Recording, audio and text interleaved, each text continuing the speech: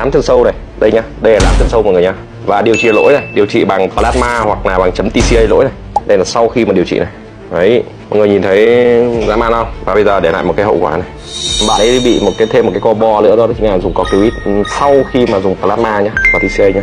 Và hiện tại là bây giờ này, mất sắc tố toàn bộ này. Tất cả những điểm này là lốm đốm, mất sắc tố hết. Đồng thời là gì? Da rất là mỏng yếu này, có thêm một lớp nám mảng này. Đây nám mảng nhá, nám mảng do corticoid này. Và đồng thời nữa là giãn bao mạch toàn bộ này. Tất cả những điểm giãn bao mạch này. Với cái tình trạng mất sắc tố này điều trị rất là mệt mỏi.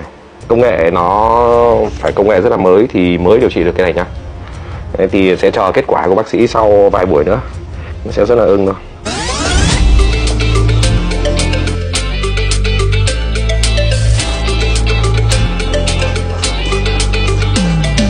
Đấy, điều trị nám chân sâu Hori thì không hề dễ dàng nhá, chứ không phải là cứ vài nốt chấm điều trị là xong đâu.